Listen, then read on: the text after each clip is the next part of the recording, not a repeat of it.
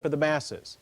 But for our first road test, we look at a more prosaic homegrown standard, the Ford LTD. And our homegrown mechanic, Pat Goss, will show us how to run a cylinder compression test on our car. And Joyce Braga unveils some spy photographs of a few oversized GM cars you'll never see on the road. First, though, a car you've probably seen a lot of on the road in the last few years. It now appears that 1982 will be the final year for the big, full-size Ford LTD. The 1983 model year will see a much smaller car wearing the LTD name.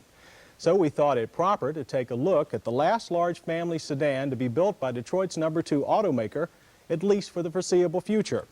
With a base price of $8,600 and a sticker on our test four-door sedan of $10,700, let's see if cars are still a bargain when bought by the pound. Here's a surprise. For once, we received a test car that was not loaded with every option from trip computer to sunroof. This Ford LTD is equipped very much like the average family sedan. It wasn't even the higher-priced Crown Victoria model. It did have air conditioning, a simple AM/FM radio, and Ford's small 4.2-liter V8, coupled with an advanced design 4-speed overdrive automatic transmission. Little has changed on the LTD in the last several years. When it was downsized in 1979, it was apparent that Ford's designers had been required to make the smallest, big-looking car possible.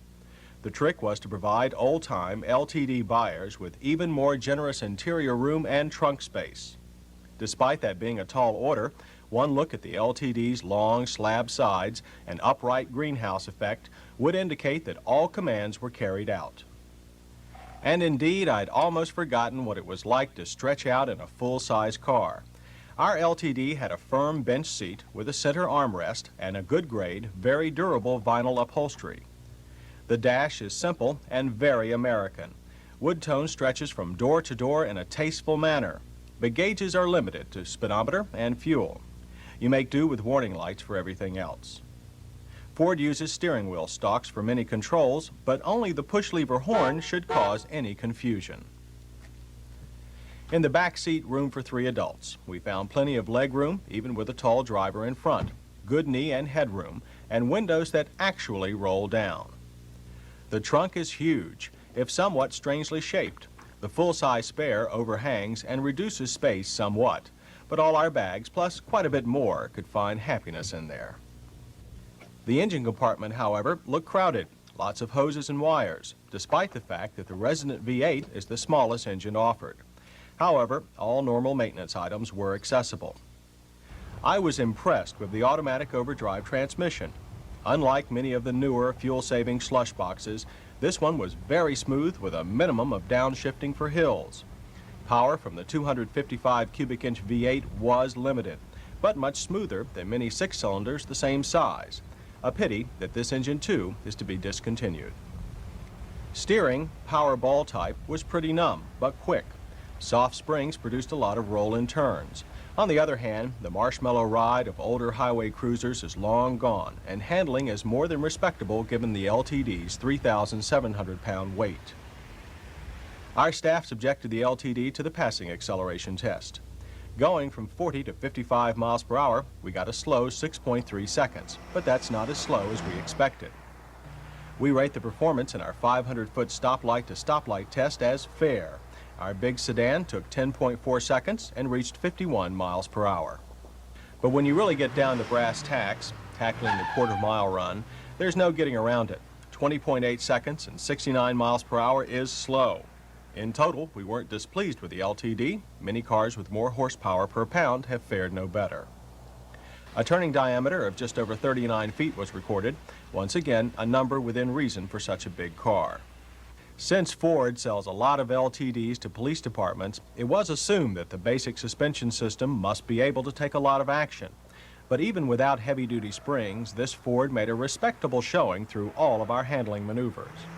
However, there was quite a bit of plowing up the front end as you rounded the pylons, and the long rear let you know that if the turn was taken too fast, a spin could result. The power front disc rear drums on our Ford did well in the panic braking exams. Stops from 30 miles per hour were accomplished on the straight and narrow in an average 42 feet with only slight fade. Stopping distances from 55 were short, 128 feet on average. Again, only slightly noticeable fade. In general, all drivers felt the power brakes were quite good.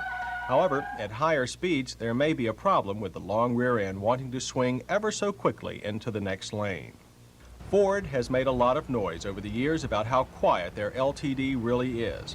We found a low reading of 66 decibels at 55, which seems to confirm their claim.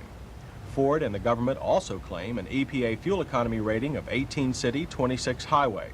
We found a combined mileage figure of 20 to be normal for everyday driving. Better take a look while you still can. This is another full-size, front-engine, rear-drive American sedan that is soon to be no more. One of the last members of the bigger is better fraternity. There may be plenty of cars that are more fun to drive, but for the domestic clan that needs wide enclosed spaces for 5 or more, the LTD is definitely worth exploring while there's still time.